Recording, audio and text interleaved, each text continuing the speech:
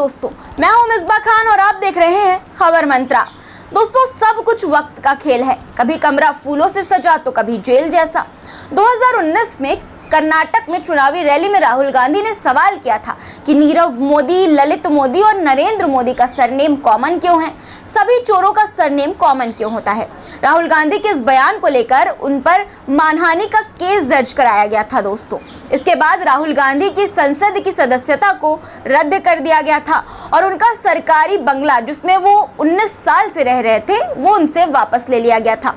दोस्तों, उस वक्त स्मृति ईरानी ने राहुल गांधी के सरकारी आवास खाली करने को लेकर तंज कसते हुए कहा था कि ये मकान राहुल गांधी का नहीं, आम लोगों का है, यानी कि जनता का है।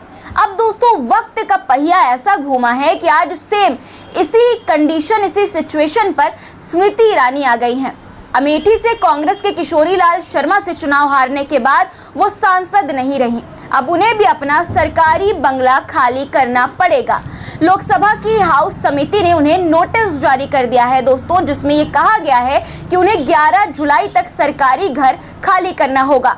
तो दोस्तों, क्या अब स्मृति ईरानी अपना बंगला खाली करेंगी? दरअसल दोस्तों, जब से चुनाव के नतीजे आए हैं, लोग ये सवाल उठा रहे हैं कि राहुल गांधी की लोकसभा सदस्यता जबरन खत्म कराने के बाद जिस त्वरित गति से उनका बंगला खाली कराया गया था, उम्मीद है उसी गति से स्मृति ईरानी समेत सभी हारे मंत्रियों का बंगला भी खाली कराया जाएगा, जिसके बाद पूर्व सांसदों को 5 जुलाई और पूर्व मंत्रियों को 11 जुलाई तक सरकारी बंगला खाली करने का नोटिस जारी किया गया है। दोस्तों, इस बीच राहुल गांधी को सरकारी बंगला खाली करने के लिए दिया गया स्मृति ईरानी का ये पुराना बयान सुर्खियों में है। सुनिए उन्होंने क्या कहा था राहुल गांधी से बंगला खाली कराने को लेकर। कांग्रेस का कहना है कि जल्दबाजी क्या है कि आप उनका घर खाली कराने लगे हैं तुरंत। घर उनका नहीं है, जनता का है। देखिए, कांग्रेस पार्टी इस बात की आदी हो चुकी है कि जैसे अमेठी में गरीब नागरिकों की जमीन हड़पा ली, वैसे ही आज देश की राजधानी में टैक्स पेयर का मकान हड़प लेंगे। वैसे दोस्तों, हारने के बाद स्मृति ईरानी को भी अपना सरकारी बंगला 11 जुलाई तक खाली करना होगा। 17वीं लोकसभा के जो सांसद 18वीं लोकसभा का चुनाव नहीं जीत सके हैं, ऐसे सभी पूर्व सांसदों को लोकसभा की हाउस कमेटी ने घर खाली करने का नोटिस जारी किया है। इसमें स्मृति ईरानी समेत 15 नेता शामिल हैं। नियम के अनुसार दोस्तों, लोकसभा भंग होने के 1 महीने के भीतर सरकारी घर खाली करना होता है। राष्ट्रपति ने 5 जून को 17वीं लोकसभा भंग कर दी थी। ऐसे में पूर्व सांसदों के पास अपने सरकारी घर को खाली करने के लिए केवल 5 जुलाई तक का ही समय है। वहीं पूर्व मंत्रियों को 11 जुलाई तक का समय मिला है। स्मृति ईरानी सांसद होने के साथ साथ मंत्री भी थी, इसी वजह से उन्हें 11 जुलाई तक का समय दिया गया है सरकारी बंगला खाली करने के लिए। दोस्तों, स्मृति ईरानी के बंगला खाली करने के इस खबर के बाद अब लोग उन्हें जमकर घेर रहे हैं। कह रहे हैं कि जब पिछले साल संसद में सदस्यता समाप्त होने के बाद राहुल गांधी को अपना आवास छोड़ना पड़ा था, तब स्मृति ईरानी मजे ले रही थी। स्मृति ईरानी के लिए इससे बुरा क्या होगा, उनका घमंड तो चुनाव में जनता ने तोड़ ही दिया है। अब उन्हें सरकारी बंगला खाली करना होगा। दोस्तों, कुछ लोग ये भी सवाल उठा रहे हैं कि स्मृति ईरानी को अपना सरकारी बंगला खाली करके उसकी चाबी राहुल गांधी के पीओ को सौंपनी होगी। क्या लगता है, अब अपनी अमेठी की जनता की सेवा करेंगी या बैंकॉक भाग जाएंगी?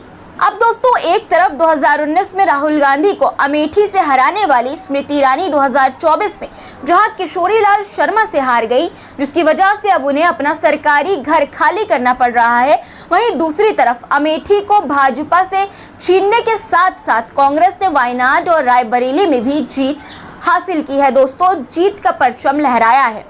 राहुल गांधी दोनों सीट से सांसद चुने गए। इसके बाद नियम के अनुसार वायनाड की सीट उन्होंने छोड़ दी, जिस पर अब चुनाव होना है दोस्तों, और प्रियंका गांधी यहां से उपचुनाव लड़ने जा रही हैं।